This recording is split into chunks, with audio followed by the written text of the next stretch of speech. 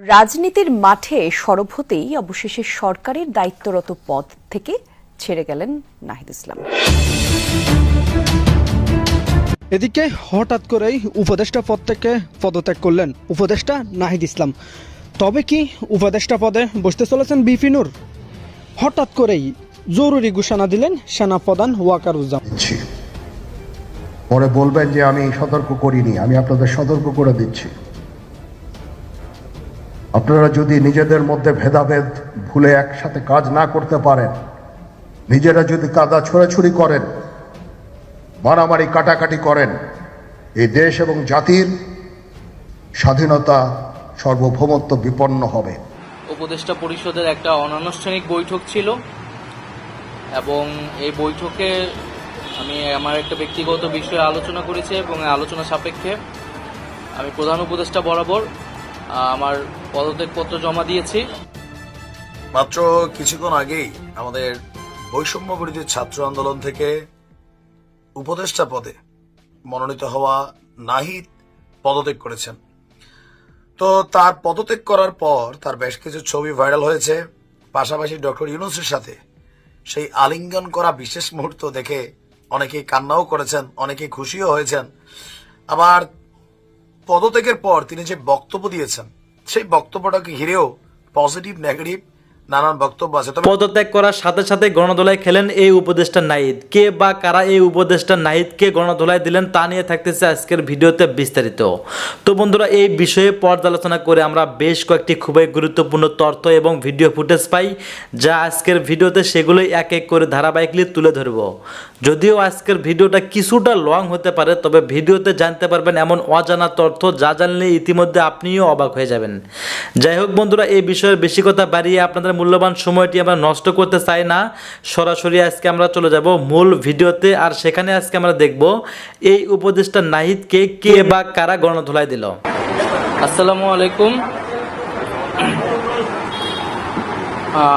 আজ দুপুর 1টার সময় আমাদের প্রধান উপদেষ্টা কার্যালয় যমুনাতে আমাদের উপদেষ্টা পরিষদের একটা অনানুষ্ঠানিক বৈঠক ছিল এবং এই বৈঠকে আমি আমার একটা ব্যক্তিগত বিষয়ে আলোচনা করেছি এবং আলোচনা সাপেক্ষে আমি প্রধান উপদেষ্টা বরাবর আমার পদত্যাগপত্র জমা দিয়েছি।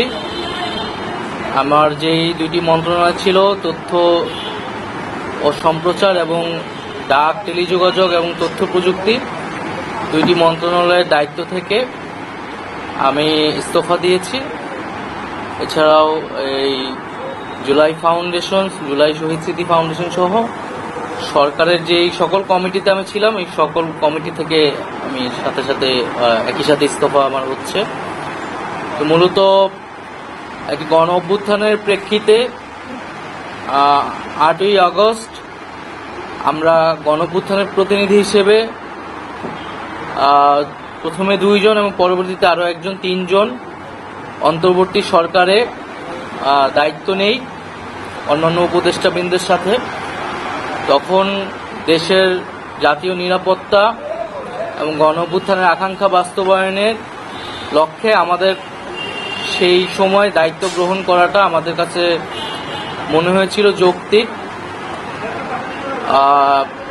গত 6.5 মাসের প্রেক্ষিতে সরকার কাজ করছে, হয়তো আমরা আশানুরূপ ফলাফল এখনো পাইনি, কিন্তু আমার কাছে মনে হয়েছে যে সরকারের একটা স্ট্যাবিলিটিতে সরকার এসেছে এবং ব্যক্তিগতভাবে সরকারের বাইরে যে দেশের বর্তমান যে পরিস্থিতি, সেই পরিস্থিতিতে একটি রাজনৈতিক শক্তির উত্থানের জন্য আমার রাজপথে থাকা প্রয়োজন, ছাত্র জনতার কাতারে থাকা প্রয়োজন এবং আমরা যে গণতান্ত্রিক পরিবর্তনের আকাঙ্ক্ষা করি, সেই আকাঙ্ক্ষার জন্য এবং আমার যে গণ অভ্যুত্থানে যে ছাত্র জনতা অংশগ্রহণ করেছে সেই শক্তিকে সংহত করতে আমি মনে করেছি যে আমার সরকারের থেকে আমার সরকারের বাইরে রাজপথে আমার ভূমিকা বেশি হবে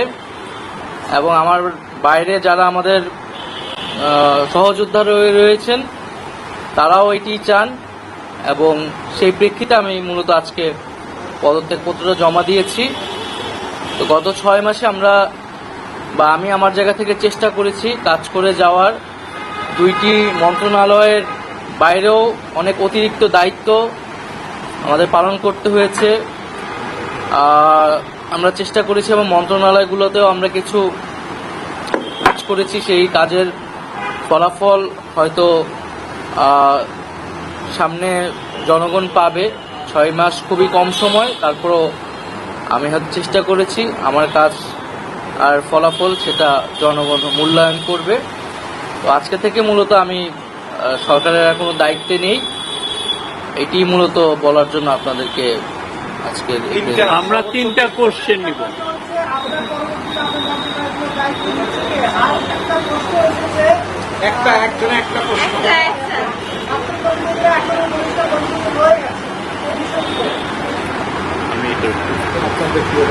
আমার পরে যে দায়িত্ব নিবে এটা আসলে ক্যাবিনেটে পরবর্তীতে এটা ক্যাবিনেট ঠিক করবে, উপদেষ্টা পরিষদই ঠিক করবে। আর আমি আমার জায়গা থেকে মনে করেছি আমার বাইরের প্রয়োজন, বাট এখনও আমাদের গণ অভ্যুত্থানের আকাঙ্ক্ষা তো বাস্তবায়িত হয়নি। বিচার এবং সংস্কারের যে প্রতিশ্রুতি নিয়ে এই সরকার গঠিত হয়েছিল, ছাত্ররা এসেছিল, সেই প্রতিশ্রুতি পূরণে অন্য যে 2 জন রয়েছে তারা মনে করছে তাদের সরকারে এখনো দায়িত্ব রয়েছে, তারা এখনো সরকারে থেকেই জনগণকে সার্ভ করবে। তারা যদি রাজনীতি করার প্রয়োজন বোধ করে তারা তখন হয়তো সরকার ছেড়ে দেবে।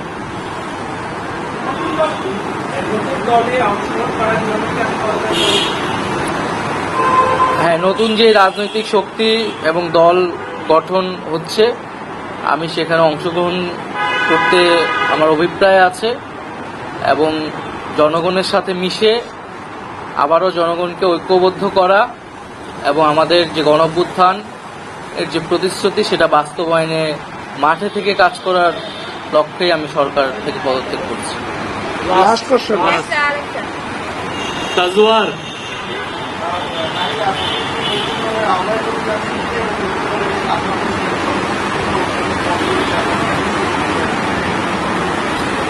এটার জন্য আপনাদের দলটির যেদিন ঘোষণা 28 তারিখ সেদিন পর্যন্ত অপেক্ষা করতে হবে, সেদিনই এটা জানা যাবে। নারীদের মধ্যে থেকে একটা কোশ্চেন নিব। নারী কেউ? আপনি সাজেদা জি।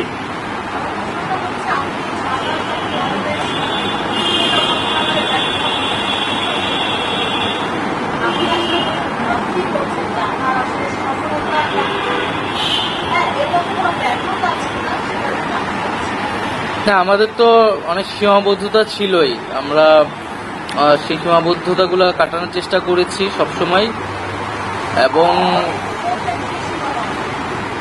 এখানে সীমাবদ্ধতা ছিল, আমলাতান্ত্রিক জটিলতা ছিল। আমরা এসে এই ব্যুরোক্রেসিকে যেভাবে পেয়েছি, এখানে পুলিশ যে তার আত্মবিশ্বাসের ঘাটতি হয়েছে আন্দোলনের পরে, এবং একই সাথে এখানে এই জুলাই গণহত্যাকারীদের, জুলাইয়ের যারা গণহত্যাকারী তাদেরকে গ্রেফতারের বিষয়টা, বিচারের বিষয়টা, সেই বিষয়ে আমাদের কিছু সীমাবদ্ধতা থাকা সত্ত্বেও আমরা কাজ করেছি। আমি জনপ্রশাসন কমিটির একটা দায়িত্বে 2 সপ্তাহের মতো ছিলাম। 2 সপ্তাহের মিটিংয়ে আমরা সিদ্ধান্ত নিয়েছি যে যারা 18 সালের ডিসি ছিল এবং দুর্নীতির সাথে জড়িত ছিল তাদেরকে সরানোর ব্যবস্থা, এরকম কিছু উদ্যোগ আমরা নিয়েছি। এবং আমি আশা করব যে অন্তর্বর্তীকালীন সরকার সামনের দিনগুলোতে জনগণের যে আকাঙ্ক্ষা, গণঅভ্যুত্থানের যে আকাঙ্ক্ষা, সেই আকাঙ্ক্ষা বাস্তবায়নে তারা সচেষ্ট হবে এবং দেশের যে আইন শৃঙ্খলা পরিস্থিতি, সেই আইন শৃঙ্খলা পরিস্থিতি এবং দ্রব্যমূল্য নিরসনে তারা সফলতা। মাত্র কিছুক্ষণ আগেই আমাদের বৈষম্য বিরোধী ছাত্র আন্দোলন থেকে উপদেষ্টা পদে মনোনীত হওয়া নাহিদ পদত্যাগ করেছেন। তো তার পদত্যাগ করার পর তার বেশ কিছু ছবি ভাইরাল হয়েছে, পাশাপাশি ডক্টর ইউনূসের সাথে সেই আলিঙ্গন করা বিশেষ মুহূর্ত দেখে অনেকেই কান্নাও করেছেন, অনেকেই খুশিও হয়েছেন। আবার পদত্যাগের পর তিনি যে বক্তব্য দিয়েছেন সেই বক্তব্যটাকে ঘিরেও পজিটিভ নেগেটিভ নানান বক্তব্য আছে। তবে আমরা জানি যে তিনি একটা দলের প্রধান হবার জন্য পদত্যাগ করেছেন। তো দলের প্রধান মানে কি? আগামী দিনের প্রধানমন্ত্রী পদে যাওয়ার জন্যই তিনি পদত্যাগ করেছেন। কারণ ছাত্রদের যে রাজনৈতিক দলটা 28 তারিখ ঘোষণা হবে, সে দলটার প্রধান কিন্তু নাহিদ। প্রেসিডেন্সিয়াল ফর্ম হোক অথবা প্রধানমন্ত্রী ফর্ম হোক, নাহিদই হতে যাচ্ছেন পরবর্তী, যদি কপালে থাকে, কার কপালে কি আছে। যাই হোক, পদত্যাগ করার পর নাহিদ বলছেন, আমি মনে করছি সরকারে থাকার চেয়ে রাজপথে থাকা বেশি প্রয়োজন। শব্দে একটু ভুল আছে, রাজপথ না, রাজনৈতিক দলে থাকা বেশি প্রয়োজন। কারণ ছাত্ররা রাজনৈতিক দল করতে যাচ্ছে, সেই দলের প্রধান হতে যাচ্ছে নাহিদ। গণমাধ্যমে আমরা আগেই বলছি 24 থেকে 25 তারিখ নাহিদ পদত্যাগ করবে। পরশুদিনও নাহিদ বলছে এগুলা ভুয়া খবর, বাট আজকে ওইটাই করছে। তো এই কারণে মনে হয় যে এদের এই কথাবার্তাগুলোর মধ্যে একটু পরিচ্ছন্নতা দরকার। আমার 2 দিন আগের ভিডিওটা রেকর্ডেড দেখে নিয়েন, তখনই বলছি যে নাহিদ 24 থেকে 25 তারিখ পদত্যাগ করবে। বাট 23 তারিখও সে বলছে বিভ্রান্তমূলক খবর যেন না ছড়ায়।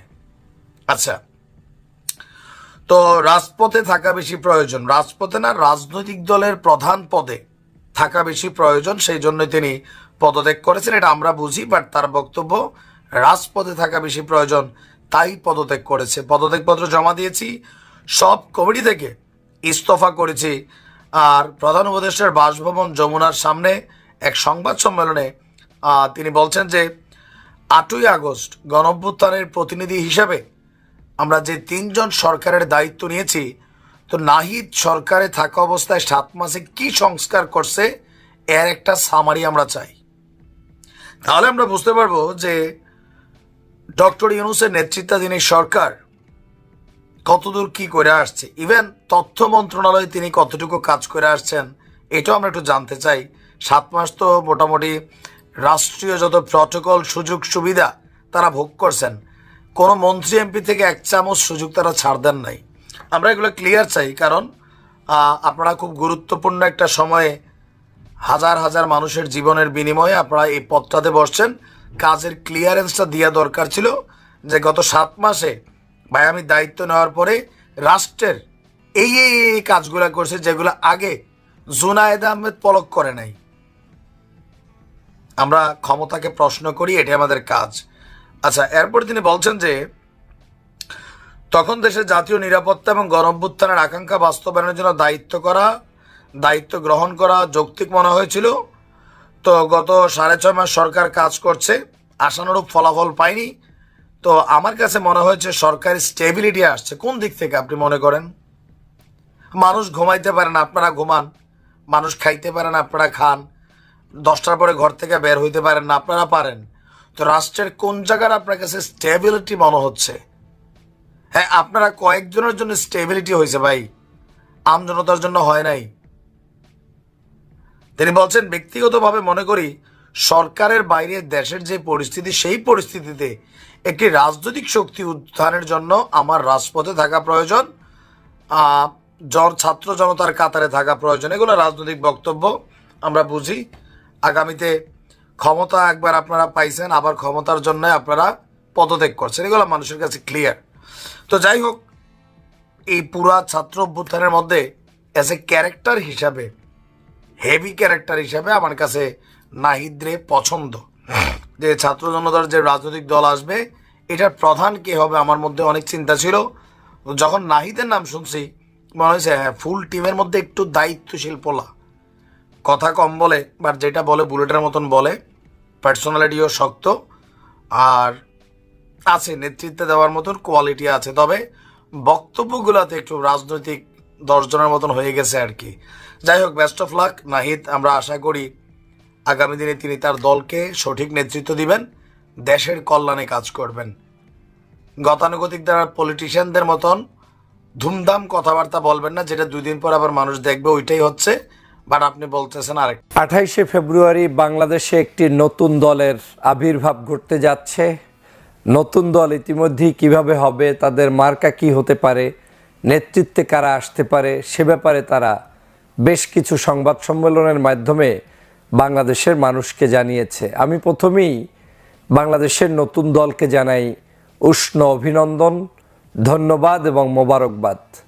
জুলাই বিপ্লবের সাক্ষী হয়ে থাকা আমার চিরসবুজ এই ছাত্রছাত্রী বন্ধুরা বাংলাদেশকে বিনির্মাণের জন্য যে শক্তিমত্তা নিয়ে রাজপথে ঝাঁপিয়ে পড়ে নতুন করে সাহসিকতার সাথে দল গঠন করতে যাচ্ছেন, সেটা অবশ্যই আমাদের জন্য একটি পজিটিভ সাইন।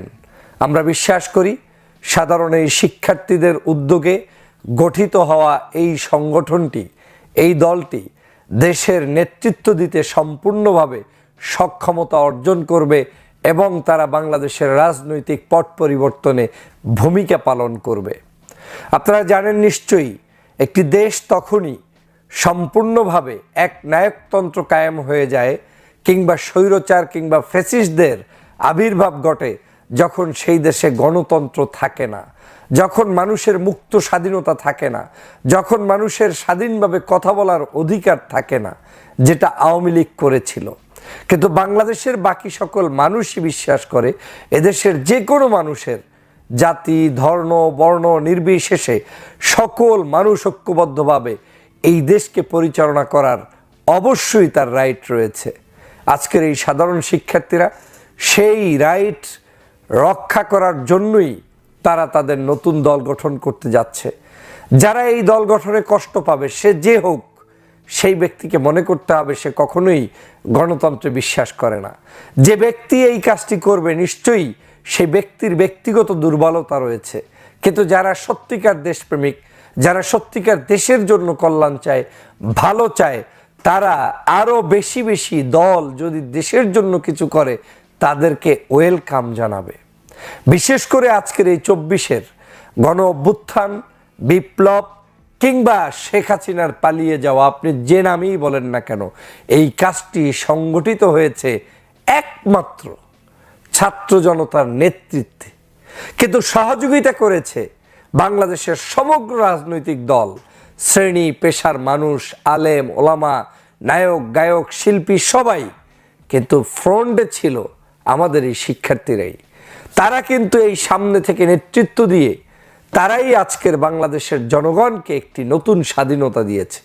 তো যারা নতুন স্বাধীনতা দিয়েছে তারা কি বাংলাদেশ গঠনের জন্য দল করতে পারে না? তারা কি বাংলাদেশের মানুষের জন্য কথা বলতে পারে না? তাদের কি অধিকার নেই দেশটাকে সুন্দরভাবে গঠন করা কিভাবে যায়? তাদের কি অধিকার নেই বাংলার মানুষের মুখে হাসি ফুটাতে? তাদের কি অধিকার নেই তারা বাংলার মানুষকে নেতৃত্ব দিতে? যারা জুলাই বিপ্লব করে 36 দিনের মাথায় স্বাধীন বাংলাদেশ উপহার দিতে পেরেছে, তাদের অধিকার আছে বাংলাদেশের মানুষকে নতুন স্বপ্ন দেখানোর। দেখুন তাদের স্বপ্ন, দেখুন তাদের প্রস্তাবনা, দেখুন তাদের কর্মপদ্ধতি, দেখুন তারা সৎ পথে সৎ মতে আগামীর বাংলাদেশ চালায় কিনা। যদি তারা না চালাতে পারে তাহলে সে ব্যর্থতা আপনার নয়, সেটা তাদেরই। কিন্তু তাদেরকে সেই স্পেস দেওয়ার জন্য আপনাকে, আমাকে, আমাদেরকে ভূমিকা পালন করতে হবে, তাদের পাশে থাকতে হবে, তাদেরকে সুযোগ করে দিতে হবে। ইয়াং জেনারেশনদেরকে উদ্বুদ্ধতার মধ্য দিয়ে তাদের নেতৃত্বকে জাতির কাছে ফুটিয়ে তুলতে হবে। সংকীর্ণ মন নিয়ে আর যাই হোক, অন্তত রাজনীতি হয় না। রাজনীতিতে সংকীর্ণতার ঊর্ধ্বে উঠে, দলমতের ঊর্ধ্বে উঠে, বৃহত্তর হৃদয় নিয়ে জনগণের সাথে মিশে যেতে হয়, সকলের সাথে মিশে যেতে হয়। আমি এই সাধারণ শিক্ষার্থীদের ব্যানারে প্রতিষ্ঠিত হওয়া এই নতুন দলের শুভকামনা শুধু করছি না, বরং তাদেরকে কিছু পরামর্শ দিতে চাই। বাংলাদেশে যে কোনো কিছু আপনি শুরু করেন না কেন, শুরুর দিনটায় আপনি ছোটই থাকবেন, বিচলিত হওয়ার কিছু নাই। ক্লাস 1-এ ভর্তি হয়ে কখনোই মাস্টার্স পিএইচডি একদিনে শেষ করতে পারে না।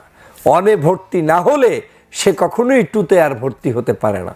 অতএব দল গঠন করলে আজকেই যে বাংলাদেশের রাষ্ট্র ক্ষমতায় চলে আসবে এমনটাও যেমন সঠিক নয়, আর দল না গঠন করে কোনোদিন আপনি আসতেও পারবেন না। অতএব দল আপনি গঠন করেছেন, এটা আপনার জন্য যেমন শিক্ষার, দেশবাসীর জন্য শিক্ষার। আপনি কিন্তু অলরেডি আপনার এই রাজনৈতিক ক্লাসে ভর্তি হয়ে গিয়েছেন। এখন সম্মুখ পথ থাকবে অনেক কর্দমাক্ত, সম্মুখের সামনে থাকবে অনেক যুদ্ধ, সামনে আপনাকে লড়াই করে টিকে থাকতে হবে। আর বাংলাদেশ তো একটু বেশি লড়াই করেই আপনাকে থাকতে হবে। অতএব আপনাদেরকে কেউ যদি হতাশ করতে চায় আপনি হতাশ হবেন না, কেউ যদি নিরাশ করতে চায় আপনি নিরাশ হবেন না। আপনি যদি আপনার মূল চিন্তা চেতনার উপরে সত্যি এস্টাবলিশ থাকতে পারেন, তাহলে বাংলার জনগণ আপনাকে আজ হোক কাল হোক বেছে নিতে বাধ্য হবে। আর যদি আপনি সঠিকভাবে নিজের এই গিয়ার ধরে বসে থাকতে না পারেন, যদি আপনি সঠিকভাবে চালকের সেই সিঁড়িতে বসে আপনার বাহনটি চালাতে না পারেন, তাহলে সেটার জন্য আপনাকেই খেসারত দিতে হবে। মনে রাখবেন, বাংলাদেশ মুসলমানদের আধিক্যপূর্ণ একটি সুন্দরতম দেশ, যে দেশে সকল ধর্মপ্রাণের মানুষরা থাকে। ধর্মীয় বিষয়গুলোতে আপনাদের স্পষ্ট ক্লিয়ার মেসেজ জাতির কাছে থাকতে হবে। প্রগতিশীলতার নামে এমন না হয় যে আপনাদের কর্মকাণ্ডগুলো বিতর্কিত করে তারপরে আপনারা এই বাংলাদেশে কিছু ছোট বামপন্থী রাজনৈতিক দলের মতো যাতে আত্মপ্রকাশ না ঘটে। আপনার আত্মপ্রকাশের জন্য আপনি এক্সাম্পল হিসাবে নিতে পারেন শহীদ রাষ্ট্রপতি জিয়াউর রহমানকেও বাংলাদেশের প্রেক্ষাপট থেকে। উনিও কিন্তু একজন ব্যক্তি ছিলেন, সেই ব্যক্তি থেকে বাংলাদেশের একটি শাসন ক্ষমতার সর্বোচ্চ শিখরে পৌঁছেছিলেন শুধুমাত্র তার কিছু টেকনিকের কারণে, তার কিছু হৃদয় থেকে মানুষের প্রতি ভালোবাসার কারণে। দল কিন্তু তিনিও গঠন করেছিলেন ক্ষমতায় থেকেই। অতএব তার এই ক্ষমতায় থাকা না থাকার মধ্য দিয়ে আপনাদের বিতর্কিত করে কেউ আপনাদের ক্ষতি করতে পারবে না। আপনারা ক্ষমতায় তো থাকবেন না। উনি দল গঠন করেছিলেন বিশেষ প্রেক্ষাপটে, আপনারাও দল গঠন করছেন বিশেষ প্রেক্ষাপটে। অতএব আপনাদের দল সামনের দিকে এগিয়ে নিয়ে যেতে হলে বাংলাদেশের বিবেচনায় গিয়ে আপনাকে দলটাকে প্রতিষ্ঠিত করতে হবে। দ্বিতীয় যে কাজ, বাংলাদেশের বর্তমান যে ঘুণে ধরা রাজনীতি, এই রাজনীতি থেকে বের হয়ে আসতে হবে। সিনিয়রদেরকে শ্রদ্ধা করতে হবে, জুনিয়রদেরকে স্নেহ করতে হবে, সকল শ্রেণী পেশার মানুষদেরকে আপনাদের এই দলের ভিতরে মহা মিলন ঘটাতে হবে। শুধুমাত্র সংকীর্ণতার মধ্যে থেকে 2 জন 3 জন 5 জনের মধ্যে দলটাকে সীমাবদ্ধ না রেখে জাতীয় পর্যায়ে সমগ্র দেশবাসীকে আপনার ইনক্লুড করার জন্য যে বিজ্ঞজন রয়েছে তাদেরকে পাশে ভিড়াতে হবে, পরামর্শ নিতে হবে, দিতে হবে এবং তাদেরকে কাজে লাগাতে হবে। যদি সেটা করতে পারেন, হয়তো অল্প সময়ে জনপ্রিয়তার জায়গায় পুষতে পারবেন। যদি সেটা করতে দেরি করেন, তাহলে হয়তো স্লো মোশনে আপনাকে আগাতে হবে, কিন্তু আপনার দল সফল হতেই হবে। আমি বিশ্বাস করি তরুণরা কখনো পরাজিত হয় না, তরুণরা কখনো শেষ হয়ে যায় না, তরুণরা কখনো ভেঙে পড়ে না। তরুণরা ভেঙে পড়ার কোনো ইতিহাস নেই, যেটা 24-এও ছিল না। অতএব আপনাদের ইতিহাস তো অনেক গৌরব উজ্জ্বল। এই বাংলাদেশের ইতিহাসকে যদি সত্যি আপনারা দেখেন, তাহলে এই বাংলাদেশের মরহুম শেখ মুজিবুর রহমান সাহেবের উত্থানও যখন ছিল তখনও কিন্তু বিশেষ উদ্দেশ্যই ছিল মানুষের মুক্তির জন্য, স্বাধীনতার জন্য, লড়াইয়ের জন্য। সংগ্রাম যখন যারা করতে পেরেছেন তারাই সফল কাম হয়েছিলেন। মাওলানা আব্দুল হামিদ খান ভাসানী, তিনি কিন্তু বাংলার মানুষের জন্য সংগ্রাম করেই মহিমান্বিত হয়েছিলেন। শেরে বাংলা একে ফজলুল হক মহিমান্বিত হয়েছিলেন। আপনি পূর্বের যত যাবেন, কেউই সহজে সব কিছু পায়নি। অতএব আপনারাও আজকের শহীদ রাষ্ট্রপতি জিয়াউর রহমান থেকে শুরু করে পূর্ববর্তী সকল রাষ্ট্রপ্রধানদেরকে অ্যানালাইজ করে তারপরে আপনাদের এই সংগ্রামী পথকে সুন্দরভাবে এগিয়ে নিয়ে যাবেন, সেটাই আমার প্রত্যাশা। বিদেশি রোল মডেল হিসাবে আপনি এরদোগানকে নিতে পারেন, কিভাবে একটি রাষ্ট্রে মুসলমানদেরকে আধিক্য প্রতিষ্ঠার মধ্য থেকেও সমগ্র জাতপাতের মানুষকে একত্রে চালানো যায়, কিভাবে সকল মানুষের মত সেখানে থাকা সত্ত্বেও ধর্মীয় মানুষগুলোকে স্বাধীনভাবে চলতে দেয়া যায়। এই যে একটি সুন্দরতম দেশ, সেরকম একটি স্বপ্নের সোনার বাংলাদেশ আপনাদের হাত দিয়ে গড়তে হবে। আসুন, নতুন এই দলের প্রতি আমার শুভকামনা অব্যাহত রাখি। বাংলার মানুষকে এই দলের পাশে থেকে তাদের ভালো কাজগুলোকে সমর্থন কিংবা উইশ করার আহ্বান জানাই। পচা খারাপ কাজগুলো থাকলে সেগুলো থেকে বিরত থাকার। বহুরূপী রাজনীতি। নাহিদ ইসলাম একসময় আন্দোলনের নেতা ছিলেন, এখন মন্ত্রী, আর এবার তিনি দল গড়তে যাচ্ছেন। এমন নেতাদের দেখে মনে হয় নদীর পানি যেমন বাঁধ মানে না, তেমনি নেতা সুযোগ পেলে থামে না। যদি তাদের আন্দোলনের নেতারা নিজেরাই ক্ষমতা ও পদ নিয়ে এইভাবে খেলতে ব্যস্ত হয়ে যান, তাহলে জনগণের স্বপ্নের বাংলাদেশ সেটা কিভাবে তৈরি হবে? এটি নিয়ে তো তাদের এখন গভীরভাবে ভীষণ ভাবনা চিন্তা করে দেখার বিষয়, তাই না? প্রথমে দেশব্যাপী আন্দোলন, তারপর একটা সরকারের পতন এবং আরেকটা সরকার গঠন, আর এখন পদত্যাগ ও নতুন রাজনৈতিক দল গঠন। এত সব নাটকের মধ্যে জনগণের লাভটা কি হলো? আসল ব্যাপারটা হলো, রাজনীতি করলেই নেতা হয় আর সুযোগ পেলেই মত পাল্টায়। আন্দোলনের মাধ্যমে শেখ হাসিনা সরকারের পতন ঘটিয়ে যে অন্তর্বর্তী সরকার গঠিত হলো, তার এক নেতা এখন সরকার ছেড়ে দলে মনোযোগ দিচ্ছেন। এত দ্রুত সরকার ও রাজনীতি পাল্টে গেল, সাধারণ মানুষ যেন এইসব দেখে সব কিছু গুলিয়ে টুলিয়ে না ফেলে। নাহিদ ইসলামের পদত্যাগ এবং নতুন রাজনৈতিক দলের এই যে নেতৃত্ব দেওয়ার যে সিদ্ধান্ত, রাজনৈতিক মহলে এটা এক আলোচিত ও বিতর্কিত ইস্যুতে পরিণত হয়েছে। তিনি অন্তর্বর্তী সরকারের অংশ হয়েও সরকারের গুরুত্বপূর্ণ দায়িত্বে থাকাকালীন সময়ে নিজের দল গঠনের প্রস্তুতি নিয়েছেন, প্রয়োজনীয় রাজনৈতিক ভিত্তি গড়ে তুলেছেন এবং সরকারে থাকার সুবাদে নানা সুবিধা নিশ্চিত করে এখন বিদায় নিচ্ছেন। এটাই কি নতুন রাজনৈতিক সংস্কৃতি? যদি অন্তর্বর্তী সরকার সত্যি একটি নিরপেক্ষ, গণতান্ত্রিক এবং জনগণের স্বার্থ রক্ষা করার সরকার হতো, তাহলে তার দায়িত্ব শেষ না হওয়া পর্যন্ত পদত্যাগের প্রয়োজন হতো না। কিন্তু নাহিদ ইসলাম সম্ভবত বুঝতে পেরেছেন যে এই সরকার জনগণের প্রত্যাশা পূরণ করতে পারছে না আর আগেও পারবে না, আর তাই তিনি আগেভাগেই সরে গিয়ে নিজের রাজনৈতিক ভবিষ্যৎ গড়ার পথে হাঁটছেন। দর্শক, অন্তর্বর্তী সরকারের উপদেষ্টার পদ থেকে পদত্যাগ করেছেন মোহাম্মদ নাহিদ ইসলাম। আজ মঙ্গলবার 25শে ফেব্রুয়ারি প্রধান উপদেষ্টার কার্যালয় সূত্র এই তথ্য নিশ্চিত করেছে। বৈষম্য বিরোধী ছাত্র আন্দোলন ও জাতীয় নাগরিক কমিটি নতুন রাজনৈতিক দল গঠন করতে যাচ্ছে, আর এই দলের নেতৃত্ব দেবেন নাহিদ ইসলাম। সেই কারণে তিনি উপদেষ্টার পদ থেকে আজ পদত্যাগ করেছেন, আর আগামী 28শে ফেব্রুয়ারি নতুন এই রাজনৈতিক দলের আত্মপ্রকাশ হওয়ার কথা রয়েছে।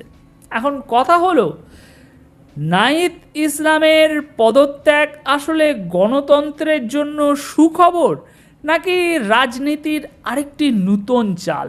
সেটাই এখন বড় প্রশ্ন।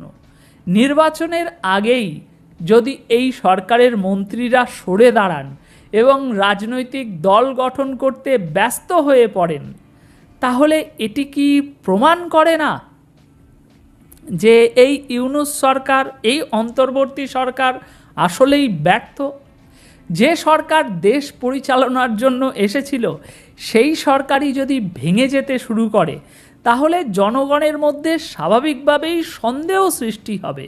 জনগণ জানতে চাইবে এই সরকার কি সত্যি দেশের উন্নতির জন্য কাজ করছিল, নাকি এটি ছিল কিছু ব্যক্তির রাজনৈতিক উচ্চাভিলাষ পূরণের একটি মাধ্যম।